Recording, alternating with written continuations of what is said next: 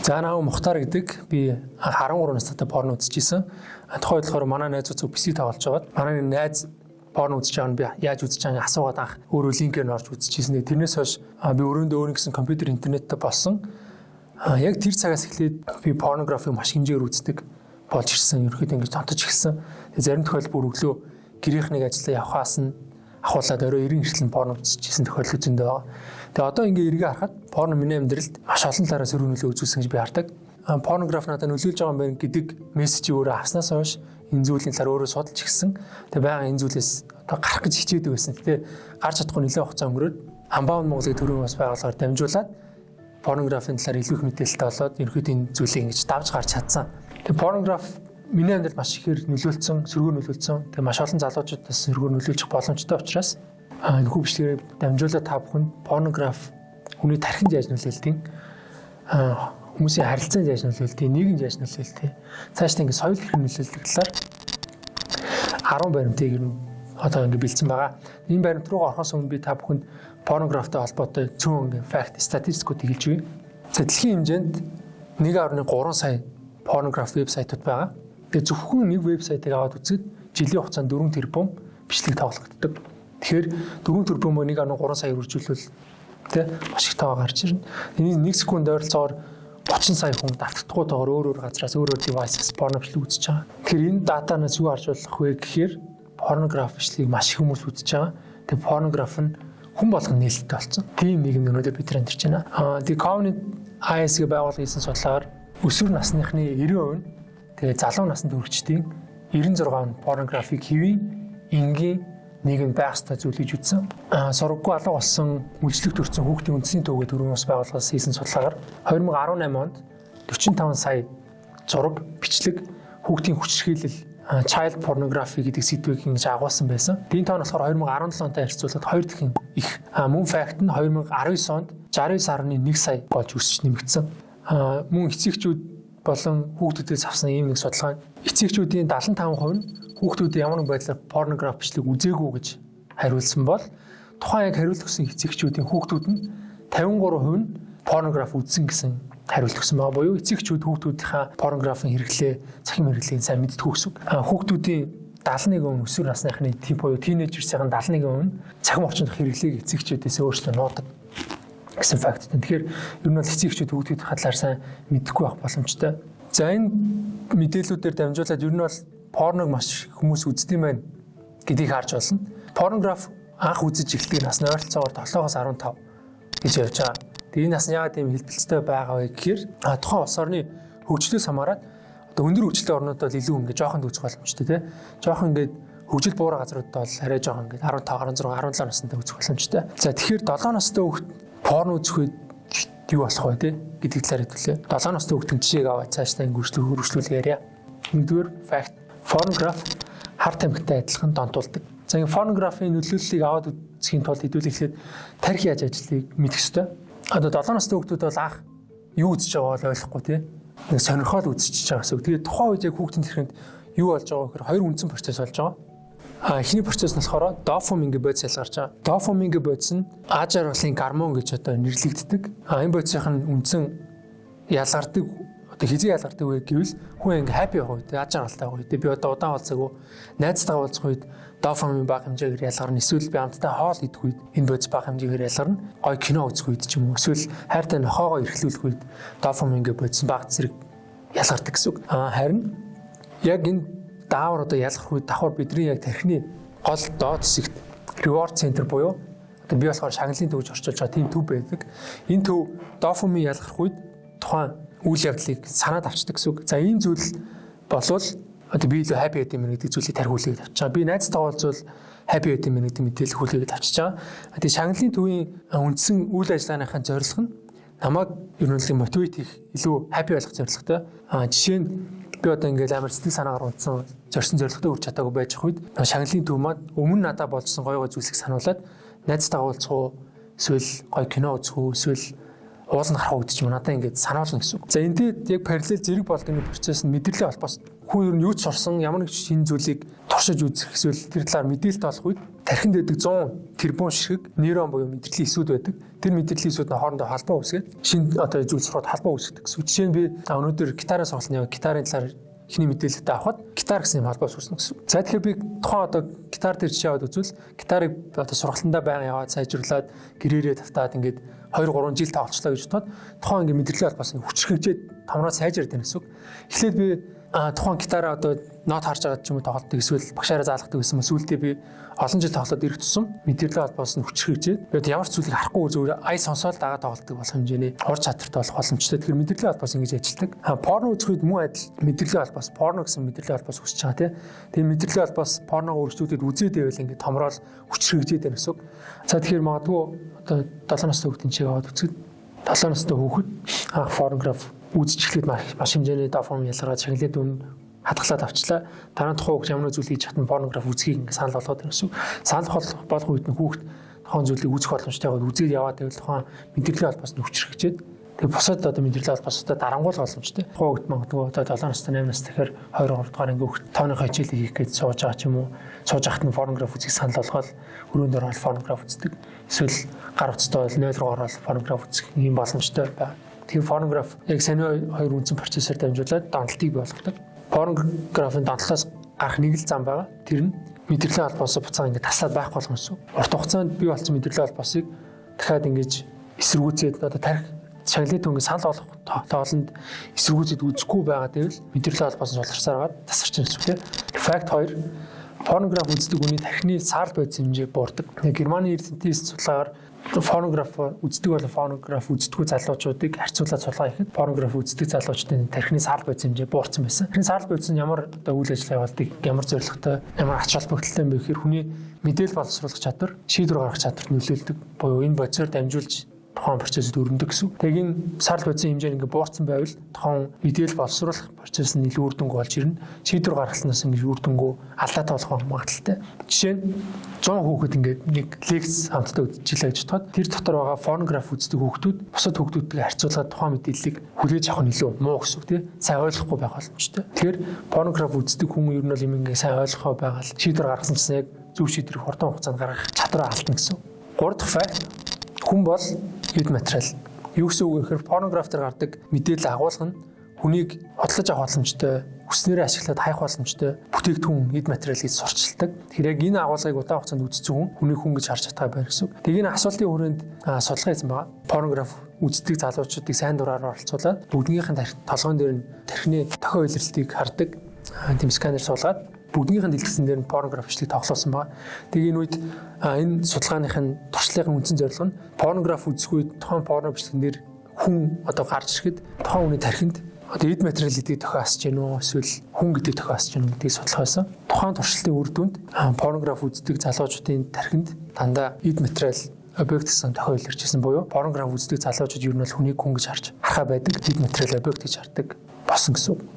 За дараагийнх нь гэр бүл салалт. Порнограф гэр бүл салалтанд нөлөөлдөг. Порнограф гэр бүл салалтанд хэрхэн нөлөөлдөг вэ гэсэн агуулгын судалгаа туршлага явуулсан байгаа. 100 хосуудад гэр бүл болохоос өмнө буюу гэрлийнх нь өмнө яг адилхан асуултуудаар судалгаа аваад тэгээ гэрлээ жилийнхэн дараа яг адилхан судалгаа асуулт байсан байна. Тэгвэл яг гэрлээд хосууд ингээ гэрснийхаа дараа эрэгтэй порнограф үзчихсэн тохиолдолд гэр бүл салах эрсдэл 2 дахь нэмэгдэж байгаа. Эмэгтэй порнограф үзчихсэн тохиолдолд гэр бүл салах эрсдэл 3 дахь нэмэгдсэн. Яагаад вэ гэж бодоод үзэнгүүт цааш ингээ ухаад үзэнгүүт порнографтай гардаг өгдөг агуулгууд нь хэвийн амьдрал дээр хэрэгжих боломжгүй тий. Хамтрагчаасаа хий хоосон зүйл одоо фэнтези порнограф дээр гарсан одоо тий хэвийн эрүүл бус гаж зүйлсийг эхнэрээсээ эсвэл нөхрөөс үхсэд эхэлдэг гэсэн. Тэгэхээр энэ нөгөө энгийн порнограф үздэг хүнд нь хэвийн биш санагдаад тэгээ ингээ гэр бүл саллал руу чиглүүлэх боломжтой. Дээрэс нь порнограф дээр маш их хэмжээний хүчирхийлэл агуулсан бичлэгнүүд байдаг. Тэгмээд порнограф үзээд эхэлсэн залуу одоо энэ нөгөө хамтрагчаа хүчирхийлж эхэлнэ гэсэн үг тий. Хүчирхийллийг нөгөө хэвийн нормал эмэгтэй төвчгүй бас ингээ гэр бүл салах нэг шалтгаан болдог. За 5 дахь факт порнограф сэтгэл готролд одоо оруулдаг. Герман улсад хийсэн одоо 88 залуучууд дээр хийсэн судалгаагаар тухайн 88 залуучуудад порно үзүүлэхээс өмнө ба дараа яг адилхан асуултуудын хүрээнд судалгаа авсан. Тэгээ энэ судалгааны үр дүнд порно үзсний дараа тухайн хүмүүс хүүхдүүдийн хариулт илүү ингээд сэтгэл готронг илүү сөрөг болж ирсэн байгаа. Тэгэхээр порнограф үздэг залуучууд эмэгтэйчүүд сэтгэл готролд орох боломжтой, өөртөө итгэлгүй болох боломжтой гэсэн үг. Тэгээд порног зөвхөн эрэгтэй хүн үздэг. Нийт порно бичлэг үздэг хүмүүсийн 70% нь эрэгтэй, 30% нь эмэгтэй. 6 дахь баримт тархины эсийн хэмжээ буурсан байдаг. Макс Планкийн хүрээлэнгээс хийсэн судалгаагаар 21-с 45 насны 64 залуучууд донд туршилт судалгаа явуулсан. Тэгээд энэ үед болохоор порнограф үздэг хүний тархины эсийн хэмжээ порнограф үзхийн ирээр ингэж буурж байсныг олж тогтоосон. Тэгээд энгийн порнограф үздэг хүний тархины эсийн хэмжээтэй харьцуулахад порно үздэг хүнийх нь бага байсан гэсэн үг. Тэгээд тархины эсийн хэмжээ буурна багасна гэдэг нь тархины ерөнхий үйл ажиллагаа саатаж удаашрж илүү үр дүнгүй болж ирэх гэсэн үг. Тэгэхээр ерөнхийдөө тухайн хүний бүх зүйл нөлөөлөх боломжтой.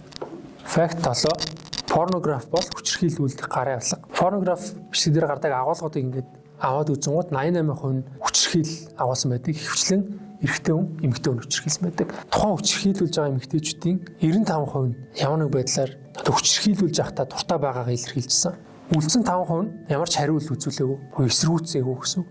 Буюу ерөөдөө порнограф хүчирхийлэх хэвийн байх ёстой зүйлийг хүмүүст сурчилдаг.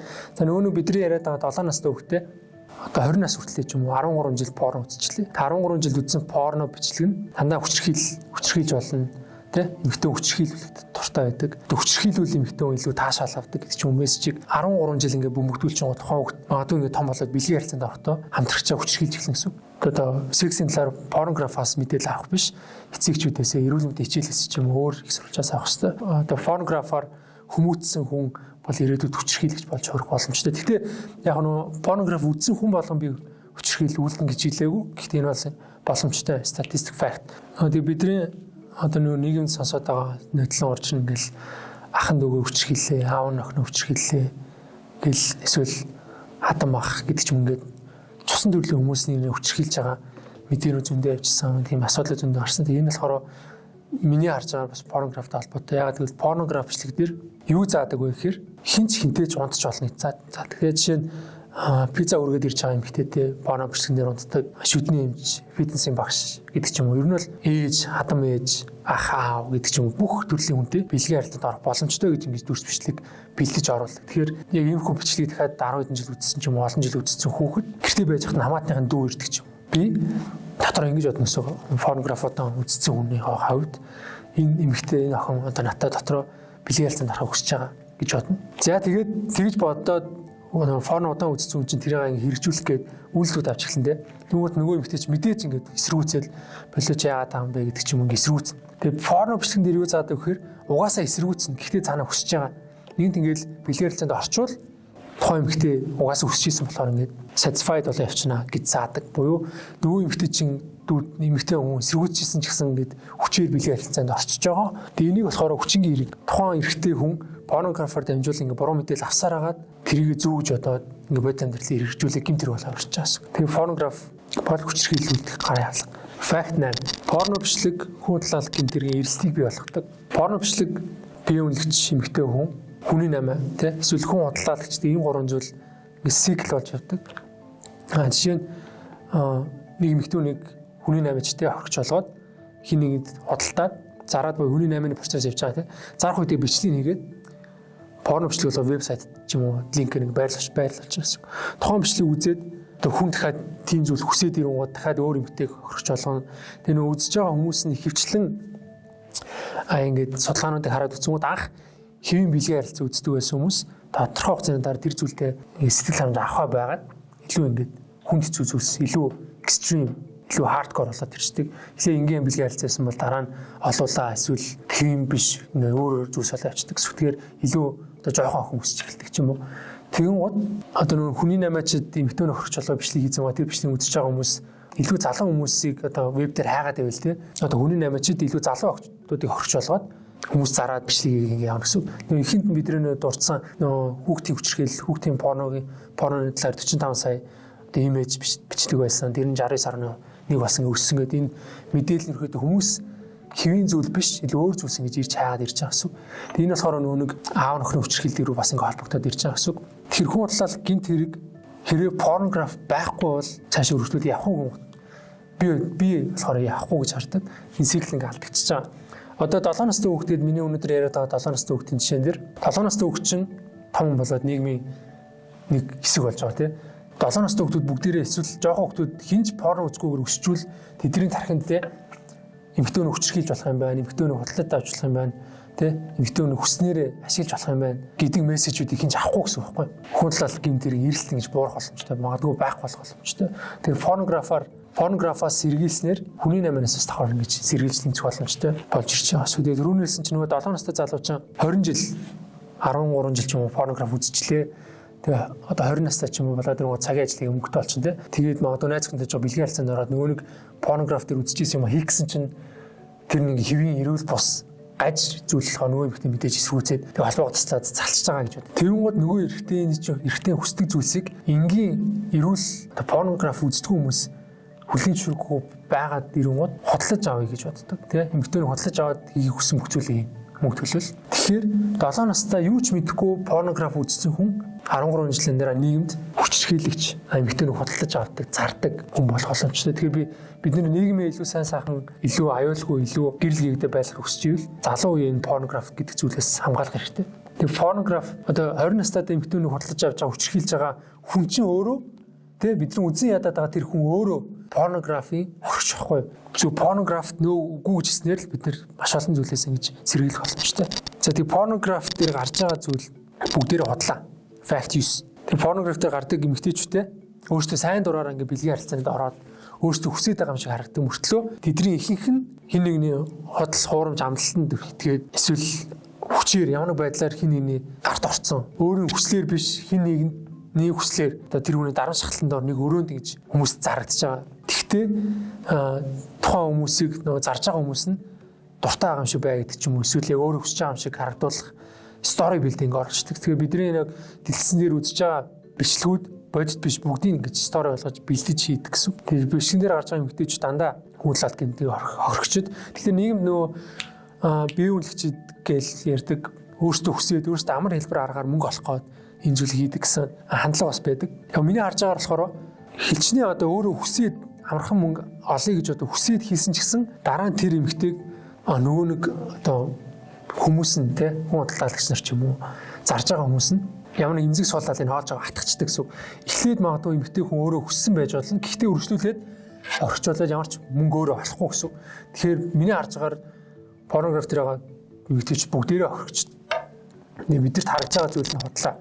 За 10 дахь факт хүн хяналтаа алдаж эхэлдэг. За хүний тархины уртлын хэсэг буюу prefrontal cortex бид нар өнөөдөр ч ингэ яриад байгаа тархины дунд доод хэсэгтэйдэг шагналын төвийн хооронд ингэж холбоотой ажилладаг. Буюу шагналын төвийн төвөөс одоо ирж байгаа мэдээллийг тархины урд хэсэг маань шүүгээд шийдээд одоо нэгтлээд тэгцэн шийдвэр гаргадаг гэсэн. Reward center нь болохоор тухайн одоо хүн аз жаргалтай байсан үед л хийсэн зүйлсийн бүгдийг санал болгодог гэсэн. Жишээ нь шагналын төв нь би нэг том пицца идмээр тий бүгдийг ганцаар идмээр гэж одоо тийм мессеж тархинд өгвөл тархины урд хэсэг болохоор үгүй би 2 слайсыг 2 цэс мэл идэх. Эсвэл би өдөржингөө удмаар нэг шагналын одоо төвөөс мессеж ирвэл тархины урд хэсэг би дахиад 2 цаг унтчаал босъё гэдэг ч юм уу. Энэ хоёрын хоорондын холбоо гэж байгаа. Тэгээ порнограф үздэг хүмүүсийн шагналын төв болон тархины урдлын хэсгийн холбоо нэг суларч идэг. Сул дорой болох тусам тухайн хүний шагналын төвөөс ирж байгаа мессеж нь шууд хэрэгжих боломжтой болж байна гэсэн. Тэгээ нөгөө талаар болохоор машин дээр авч үзвэл тархины уртлын хэсгийг тооромжиж хэлж болно тий. Порнограф дээр гардаг хүчирхийлэл агуулсан хэсгүүд байгаа тий. Тэгэхээр түрүү хэлсэнчлэн порнограф удаан хугацаанд үзсэн хүчирхийллийг хэвинг ойлгоцсон. Тэгээ хин нэг одоо хүчирхийлэл одоо бодол одоо толгойд нь орж ирнэ гэж бодлоо тий. Шагналын төвөөс нэг хүчирхийллээч гэсэн одоо мессеж ирэнгууд одоо удаан хугацаанд порно үзсэн хүний уртлын хэсэг нь энэ шагналын төвөө сайн хинж удирч чадахгүй болохоор хүчирхийлүүлэх боломжтой гэсэн. За ингээд ихэд бидний өнөөдөр ярих үндсэн та бүхэнд бэлдсэн 10 факт баримтаар ингээд дуусчихна. Тэгээ одоо зүгээр та бүхэнд надад уулзсан залуучуудаас нэг кейс ингээд бүтнээр нь ярьж өгье гэж бодлоо. Ямартаач мэдээж энэ хүний нэрийг дуртахгүй, хаана ажилладаг, байгууллагын нэрийг нь дуртахгүй та бүхэнд ярьж өгье тий. Тэгээ өнөөдөр миний ярьсан энэ бүх процессууд бүгдээр ингээд хүний амьдралд хэрэгжих боломжтой зүйлс. Миний амьдрал ч гэсэн өнөөдөр ярьсан зүйлс хэрэгжсэн. Тэгтээ би ингээд даваа гарцсан удаа эдгэрсэн байгаа тий. 27 настай 14-3 тагаас 27 нас хүртэл порнограф бичлэг үзсэн залуу байгаа. Тэгээ над нөө битээ биеэр уулзч надаас зөвлөгөө авсан. Тэгээ их тохиолдол хүмүүс порнограф үздэг гэдгээсээ санаа зовоод онлайнаар зөвлөгөө авдаг. Гэхдээ энэ залуу ирж уулзсан. Бид нэг уулзаа ярьж байгаа. Тухайн залуу ерөөсөө над руу ингэж их царч чадахгүйсэн. Миний нүдрийг царч чадахгүй нүдэн байгаа нэвчээстэй. Миний ярьж байгаа зүйл би одоо ингэж яг та бүхэн цааны ярьсан фактуудасаа дуртаад ингэ тайлбарлаж яах вэ? Ойлгохгүй. Бас яагаад гэвэл нөгөө тархины эсийн хэмжээ буурсан, цаарл бодис хэмжээ буурсан тий. Тархины уртлын хэмжээнийх нь үйл ажиллагаа ингэ суларцсан болохоор ойлгохгүй байхгүй. Тэгээд бид төр ингэ ярьсан тухайн залуу бас л яг 10 эддээс порнограф үзэж эхлээл 10 хэдэн жил өрхөд тасралтгүй үзсэн. Одоо тухайн үед ярилцж байхад болохоор харуул хийдэг гэж байгаа байхгүй. Харуулах нь чинь 24 гараад 48 авардаг тийм. Тэгмээд харуул хийж байхдаа эмэгтэй хүмүүс рүү хардаг тийм. Эмэгтэй хүмүүсийн өгзөг рүү хардаг, эсвэл хөх рүү хардаг эмэгтэй хүмүүсийн эмзэг эсгүүд рүү ингэж хардаг. Тэгээ хараад нэг порнографик үзсэн юм төсөөлдөг гэж байгаа байхгүй. Өөрөө ярьж байгаа. Тэгээд 24 цаг ажиллаж байгаад буцаа гэртээ ирнэ. Гэрт нь хүн байхгүй ганцаараа хотод амьдардаг. Гэрт нь байгаа зүйл нь интернет, лаптоп. Тэгээ гэртээ ирээл 48 цаг порнографичлэг үзэж байгаа буцаад ажил руу явдаг гэж байгаа байхгүй. Тэгэхээр энэ залуугийн болохоор надаас зүгээр асууж байгаа зүйл нь би яад энэс гарах уу? Энэ зүйлээс би өөрөө ингээд гараа гэж бодсон ч юусаа гарч чадахгүй нь яаж гарах уу гэж асууж байгаа байхгүй. Тэгээ энэ залуу болохоор 13 настаас порнограф үзсэн. Тухайд юу ч мэдэхгүй порнограф үзээд эхэлсэн. Тэгээ энэ залуу карьергүй, гэр бүлгүй, тэ өндөр боловсралгүй. Тэгээ гэртээ ирээд порно үздэг байхгүй. Буян залуу зүгээр л 13 настайдаа нэг бичлэг үзснээс болж амьдрал нь ийм хар бараан болчих واخгүй. Тэгшний залуучууд ингэж байгааг хэлж мэдэхгүй те. 10 хэдэн жилийн турш ингэ бий болсон зүйл чинь хэдхэн хоногийн дотор байхгүй болчихгүй. Тэгэхээр порнограф донтхон процесс, порнографийн донтлоос гарахын процесс те амархан шууд гарч чадахгүй. Энэ зүйлээс гарахын тулд энэ зүйлийн талаар мэдээлэл байх хэрэгтэй те. Юутай тэмцэж байгаа дайснаа мэдчихэж тухайн дайсныг ялах боломжтой. Та хэд ингэ бодоод үзтээ. Одоо ингэ түрүүний хинт орцсон те 4 тэрбум бичлэг. Тэгээ 1 секунд 30 сая хүн бичлэг порно үзэж байгаа. Тэгээ энэ хүмүүс бүгдээрээ яг өнөөдөр ярьсан шиг юм хүн болж өөрөхгүй. Би чинь ингээд survive-ийг гарцсан байгаа шиг олон хүмүүс хэвэн одоо явж байгаа. Гэхдээ энэ донд маш олон залуучууд стил ингээд асуудалтай хүчрхийллийг л одоо ингээд тээцэн явж байгаа боломжтой зөндөө босоо тий. Тэгээ нийгэмд байгаа энэ их үзэж байгаа порно үзэж байгаа хүмүүс жоохон хүмүүс ирээдүйд нийгмийг бүрдүүлэгч ингээд генерашн болоо орж байгаа байхгүй.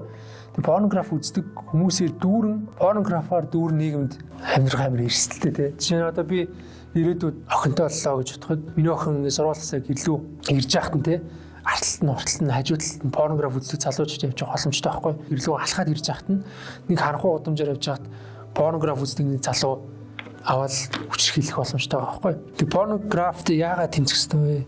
Порнографт яагаад үгүй гэж хэлэх ёстой вэ? Гэхээр нэгдүгürt нийгмээ илүү эрүүл болгох ёстой. Тэг гэр бүлийнхаа төлөө, хүүхдүүдийнхаа төлөө, охтуудынхаа төлөө, эмэгтэй дүүнэрийнхаа төлөө, нийгэмд байгаа эмэгтэйчүүдийн төлөө хийж байгаа зүйл.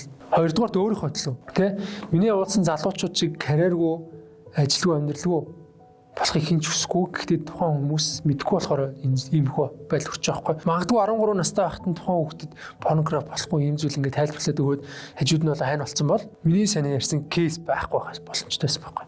Хүн ерөөсөө ямар ч ажил амьдрал карьергүй болчихно гэсэн үг. Тэгэхээр энэ хоёр дахь шалтгаан. Гурав дахь шалтгаан нь хүний наймаа те хүн талаалт гин тэр эрэлтийг болгодог. 13 настай 7 настайгаас олон жил порнограф үзсэн хүмүүс хүний наймааны худалдаа авч нар эрэлтийг болгочихж байгаа. Худалдаа авч явахгүй бол те нийлүүлэлт байхгүй. Тэгээ амар энгийн том юм. Хүний наймааны эрэлтийг бий болгоод байгаа порнографыг байхгүй болгочвол те порнографыг хайж үздэг хүмүүс байхгүй болчих порнограф байхгүй болчихно. Порно байхгүй болчихвол хүний наймаа ингээ буураад магадгүй ингээ байхгүй болох боломжтой. Тэр ийм үндсэн 3 үндсэн том шалтгаан байна. Та бүхэн порнографтай холбоотой порно бидний тархинд яаж нөлөөлж байгаа, бидний хошоо харилцаа, нийгэм цаашлаад ингээ соёл яаж нөлөөлж байгаа гэдэг талаар ярихыг хичээлээ. Тэгээд энэ бичлэгтэй холбоотой өөр асуух зүйлс байвал коммент бичээд оруултгаар би энэ асуултуудыг нь дахиад базж байгаа та бүхэнд хариулаад дахиад нэг бичлэг бэлтгэж бодож чинь. Тэгээд порнографийн гэдэг сэдвийг ингээд нуугаад байх ш. Гаргаж ир ярилцаад хор өнөөлийн ярилцаа сэргийлэх ёстой. Эцэгчүүд ах эгч нар порнографийн талаар мэдээлэлтэй байх ёстой. Хижиж хүүхдүүдэд порнограф үзэхээс нь сэргийлнэ хор өнөөлийн таниулна гэсэн. Порнограф фри буюу порнограф байхгүй, порнограф үздэггүй. Тэгээ хүмүүс хэнийг хүчрхийлээ гэж боддгоо. Охтууд маань өөрөө гэртээ сургуулиасаа алхаад ирэх боломжтой юм. Аюулгүй нийгмийг хамтдаа бүтээ. Тэгээ энэ ийм нийгмийг бүтээх нэг үндсэн хэсэг ажил процесс нь порнограф үгүй гэж хэлэх, порнограф нөө гэж хэлэх. Энэ үртгэлийн бичлэгийг дуустал үзсэн та бүхэнд баярлалаа. Тэгээ дараагийн бичлэгээр уулзтлаа түр баяртай.